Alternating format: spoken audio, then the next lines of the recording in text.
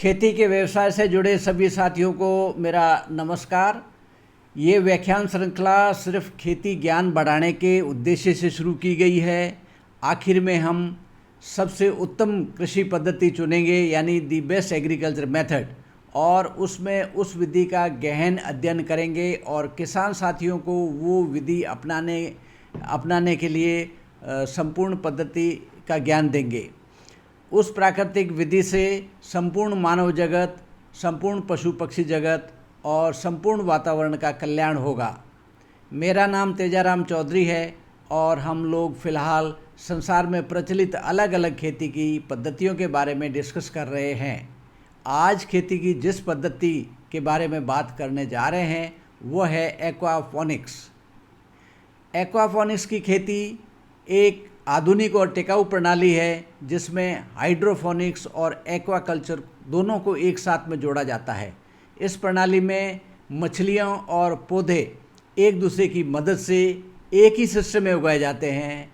Aquaponics प्रणाली में मछलियाँ द्वारा उत्पन्न अपशिष्ट पौधों के लिए पोषक तत्व बनता है, वहीं दूसरी ओर पौधे पानी को साफ और शुद्ध करके उसे दोबारा मछली टैंकों में भेज देते हैं। इस तरह है यह पूरी प्रणाली एक बंद चक्र यानी क्लोज लूप सिस्टम पर काम करती है। अब जानते हैं एक्वापोनिक की मुख्य विशेषताएं।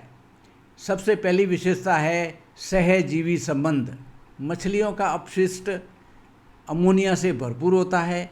लाभकारी बैक्टीरिया इस अमोनिया को पहले नाइट्राइट में और फिर नाइट्रेट में बदल देते हैं। यही नाइट्रेट पौधों के लिए मुख्य पोषक तत्व होते हैं। दूसरी विशेषता है पोषक तत्वों के स्रोत के रूप में मछलियाँ एक्वापोनिक्स में तिलापिया, कैटफिश, ट्राउट जैसी मछलियाँ आमतौर पर उपयोग में ली जाती है। इनके अलावा झींगे और क्रेफिश जैसे छोटे जलीय जीव भी प्रयोग में लाए जा सकते हैं। तीसरी विशेषता है प्राकृतिक निस्पंदन, यानी पौधे पानी से हानिकारक तत्वों को हटाकर प्राकृतिक फिल्टर की तरह काम करते हैं। इससे मछलियों के लिए पानी हमेशा स्वच्छ और सुरक्षित बना रहता है।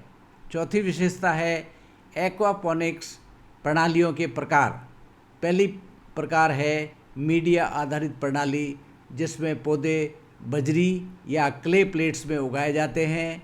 दूसरी प्रणाली है डीप वाटर कल्चर, जिसमें पौधे तैरते हुए राफ्ट पर उगते हैं। तीसरी प्रणाली है न्यूट्रिएंट फिल्म तकनीक, जिसमें पोषक पानी पतली परत के रूप में जड़ों के ऊपर बहता है। अब बात करते हैं जल पुनर्चक्र यानी पानी के रोटेशन की। एक्वापोनिक्स में एक ही पानी बार बार उपयोग में लिया जाता है, जिससे पानी की बर्बादी बहुत कम होती है। अब जानते हैं एक्वापोनिक्स का दोहरा लाभ। इस प्रणाली से पौधों के साथ साथ मछलियाँ भी प्राप्त होती है, यानी कि सब्जियाँ और प्रोटीन दोनों। सब्जियों में लेट्यूस, पालक, केल, तुलसी, पुदीना, टमाटर और स्ट्रॉबेरी एक्वापोनिक्स में आमतौर पर उगाई जाती है। अब बात करते हैं बैक्टीरिया की भूमिका की। लाभकारी बैक्टीरिया पूरी प्रणाली की रीढ़ की हड्डी है। ये बैक्टीरिया अमोनिया को नाइट्रेट में बदलते हैं, जो पौधों की स्वस्थ वृद्धि के लिए अत्यंत आवश्यक है। अब जानते हैं एक्वापोनिक्स के लाभ। यह एक पर्यावरण अनुकूल और टिकाऊ खाद्य उत्पादन प्रणाली है।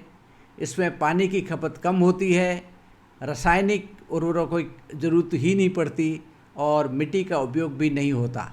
लेकिन चुनौतियों के रूप में यह एक जटिल प्रणाली है। प्रारंभिक लागत अधिक होती है, मछलियों की देखभाल निरंतर करनी पड़ती है और यह प्रणाली बिजली पर निर्भर करती है। अंत में हम कहेंगे कि यदि आप कम पानी में सतत यानी रेगुलर खेती करना चाहते हैं और आधुनिक तकनीक अपनाने को तैयार हैं तो एक्वाफोनिक्स एक बेहतरीन विकल्प है।